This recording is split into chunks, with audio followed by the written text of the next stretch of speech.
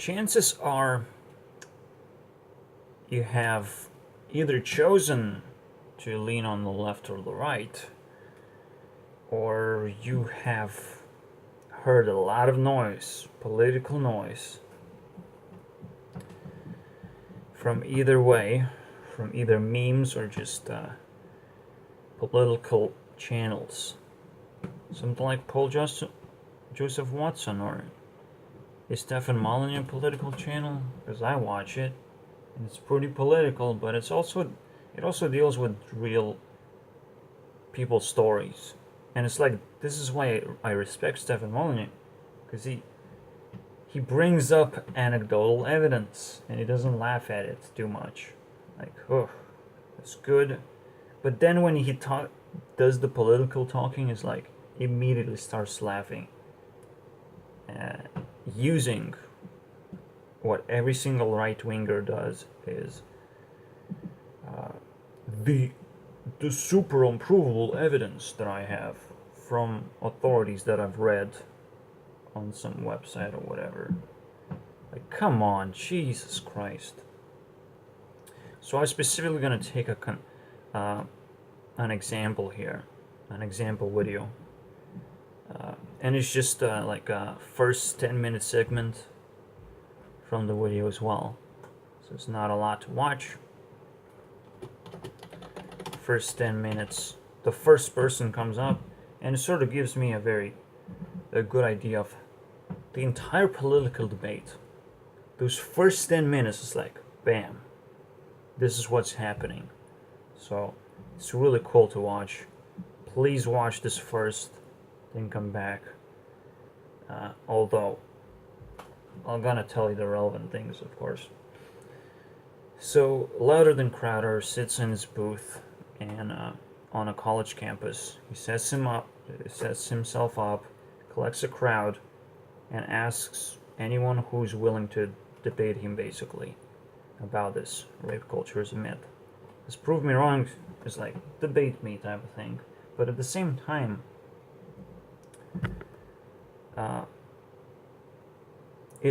the first question that you might ask is like, can you prove him wrong? Does he have an open mind? What does he listen to? What kind of arguments does he listen to? Because the right wingers don't seem to listen to a lot of things, especially if it's not statistics. They like to laugh at, well, anecdotal evidence, because they don't think it's an evidence, because it's laughable. It's like, hey, it's just one instance. You think you know something, you have experience, right? But that's not relevant. Jesus Christ. People's experience and opinions is the most relevant thing ever right now, okay? If we collected all of this stuff and put it on the internet, and we actually collected statistics from those anecdotal evidences, and we piece them together, untwist them, figuring out how people behave, their psychology, all of these little things. Similarly to what Shane Dawson is trying to do with Jake Paul, but he doesn't have the tools, just collecting stuff from all over the place, right? And trying to deduct whether he's a sociopath or not. But it's also like, let's try to deduct what a sociopath means, because that would be pretty useful. It's for entertainment purposes only. Anyways, I find it interesting as well with the BetterHelp. Now that PewDiePie is making a meme of himself. Holy shit. Man, I'm getting stuck sometimes. Anyways. But that's not the point. The point is this guy who wants to be proven wrong. He sits down with a closed mind, says that I only care about statistics, not anecdotal evidence. This is the moment you sit down next to him. You say that anecdotal evidence is pretty important and statistics is pretty inaccurate. The statistics is that he presents is 1 in 1,900 are raped. 1 in 1,900 people are raped. Well, rape culture doesn't just mean rape. It can be sexual assault, it can be all kinds of things.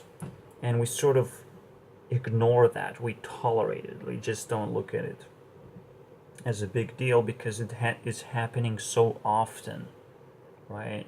It becomes a culturally tolerable thing because you cannot avoid it anymore, right? Oh, you just got sexually assaulted. Yeah, that happens a lot with this guy or whatever. So, is it? So what's going on? The first thing I want to bring up, and I didn't bring up in the first time, is rape a big deal? Seriously, it is pretty big and incriminating. But the person who's being raped has to fight back. I'm sorry, but you better get hit in the face and have actual evidence than get raped. I mean, seriously, let's be fucking real here. I know women try to avoid bad feelings as much as possible, but logically, self-defense is always the best tool you can have. Someone is attacking you, you just gotta fight back. You have no choice now. There's no backing down. You can try and back away and see if the person is actually chasing you, but the moment they pin you down, you gotta fight back as much as you can. The same philosophy I would apply to life. And this is a complete separate video. I'm gonna call it the karma boom.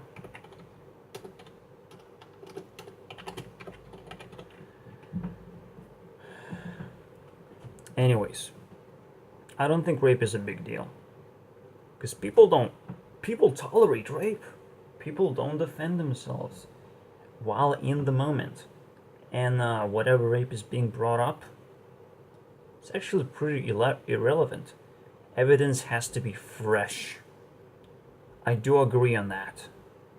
And the right would agree on that as well.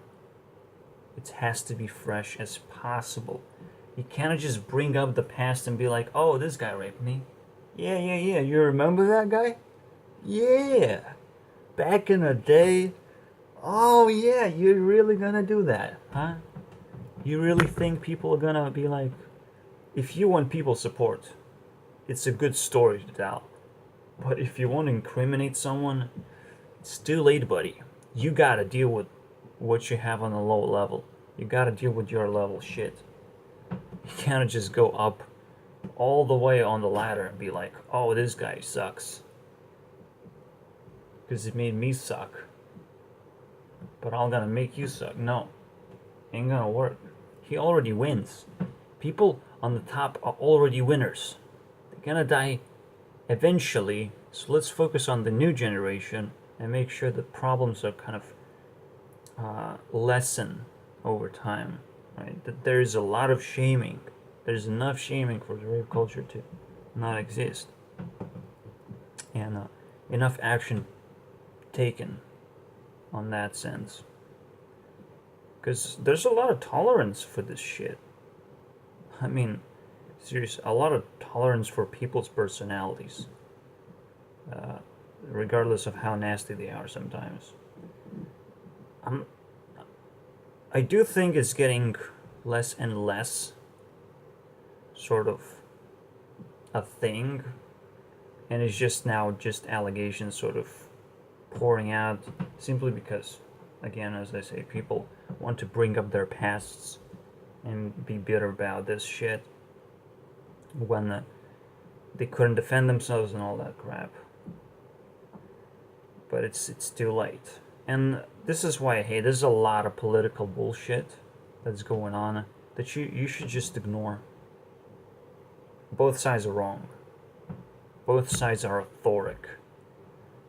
I invented this word because I need to explain that these both sides care about authority so much. The left cares about being represented because they don't want to take a lot of responsibilities, but they want to feel like powerful. They want to feel empowered. They want to feel like little little child protected by a big parent. That's how they want to feel like. While the right is trying to create their own authority, their own understanding of how the world works. So they really care about the shit, but they could be very wrong. Okay? They don't really care about representation for themselves, because they can do it themselves, but they can be very, very wrong because they don't experience the world much. They're managing their own little channel, their own little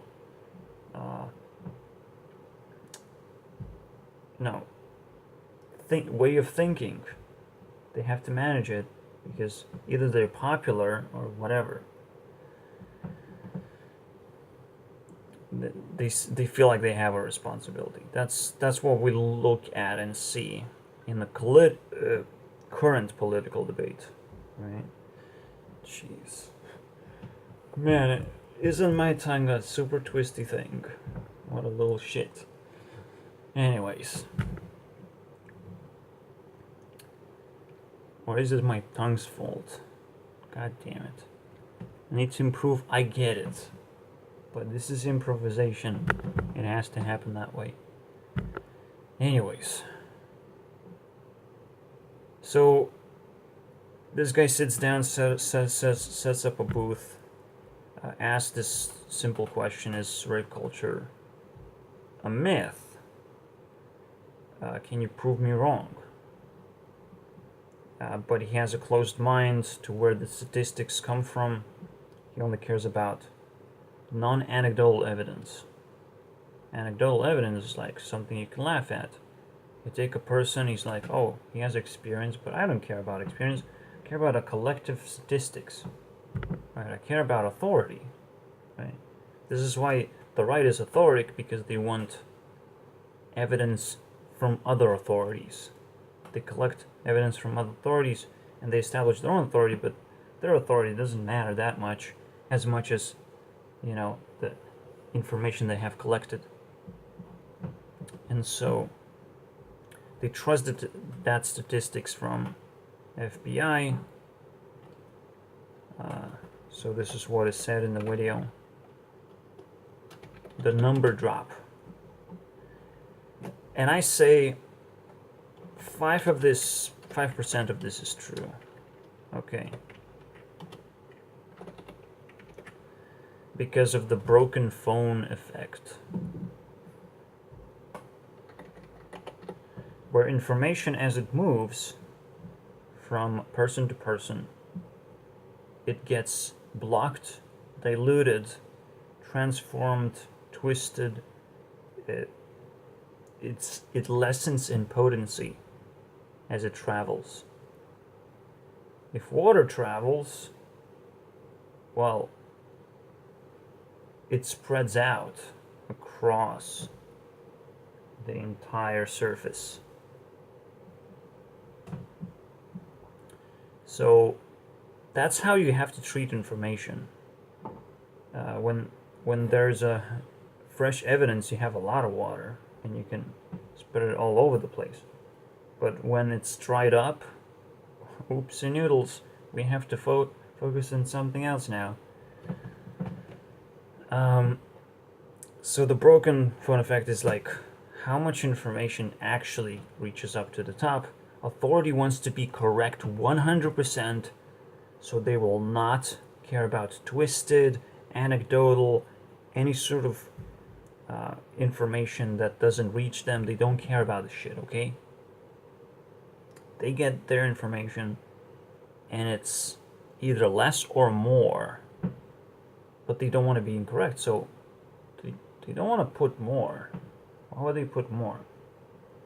And where would they get more?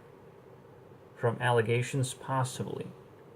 So it's actually more relevant how many allegations there are than how many sort of are. I'm not exactly sure what this number actually represents, to be honest.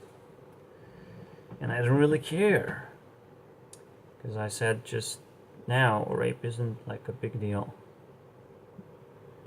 At least people don't make it up to be. And it's obviously very, very hard to resist and fight back against abusers, basically. But you gotta know right now, if police is not protecting you from abuse when you get really hurt, you are not protected at all. And I think police does a decent job of protecting you when you get attacked. So when you have evidence, right, it gets decent, but also involving yourself with police exposes you to a risk of being guilty yourself all of a sudden for whatever reason. I'm not exactly sure how this works. I just know that a lot of criminals are wrongly accused, so I'm not sure. Is this has to do with dealing with the police? Yeah, because there's an actual advice.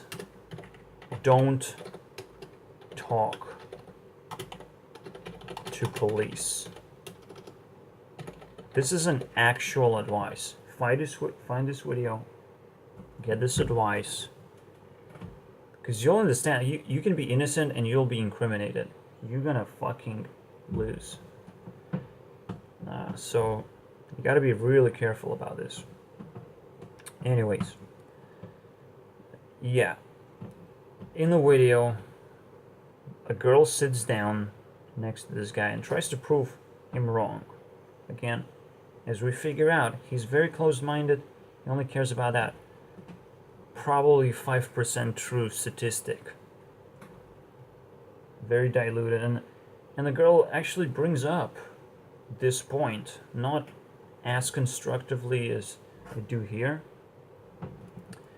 but it's very important that she did brought it up.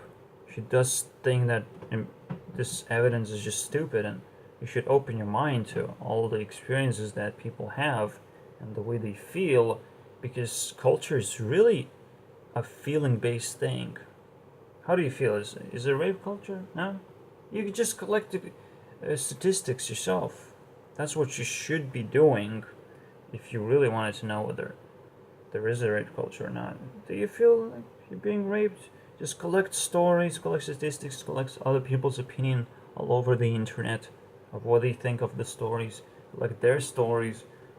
Just create a ridiculous job for yourself. It's gonna be pretty fun, I'm telling you, and people will really care and employ me as well, because I'm looking for a job. Just saying, okay? Just saying. And that's kind of where the debate should have ended. But then she just lingers on and keeps on trying to talk different points. Now, obviously, he sort of gets offended and backs away from the debate to a certain degree and tries different things, because that's what watercore people do. They tend to do a lot of different things and try to hit that spot, right? But they never can actually strategize and really pinpoint what they're supposed to be doing, which is, she already proven him wrong. All she had to do is back away, right? I win. Declare herself as the winner and back off. She did. She found something wrong with the person. She backs away. I did it. I've completed your challenge. And you don't have to be like, you don't have to need his approval. The fact that someone sets up a challenge doesn't mean that they get to decide how the challenge is completed. If I create a game, I let the computer decide, okay, whether you won or not. Like, when you play a game, I'm gonna be called and be like asked, did this guy win? And I will have to decide? Are you fucking kidding me? I'm a game developer, dude. I'm not gonna decide for you who wins. Jeez. But then she should have decided and she walked away. But that didn't happen. And this encompasses everything, right?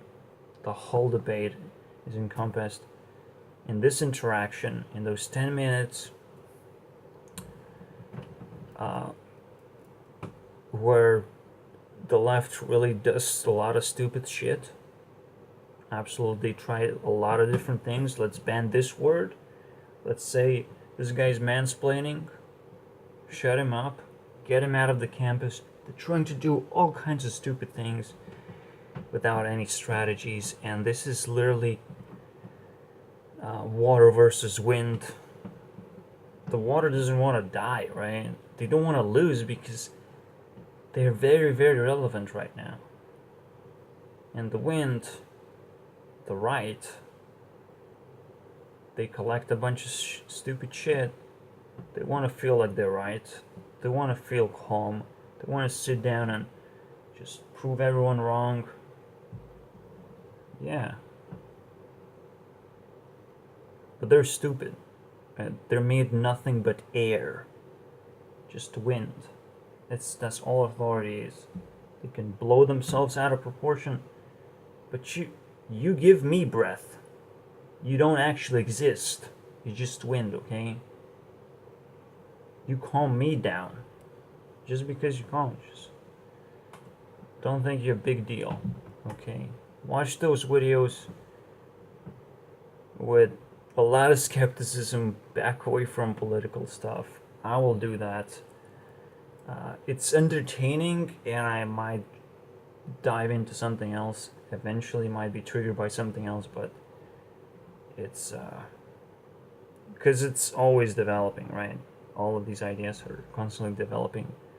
But as you can see, I'm more interested in what Shane has to say than some political bullshit, because it's always the same. The right wants evidence, and the left has a lot of experience, and they don't know how to express things properly. They don't know how to take responsibility for what they have. They have a lot of things to share with the world, and they don't know how to do it. It is annoying, but this problem will be fixed. I promise you that. Let's get the fuck out of here now.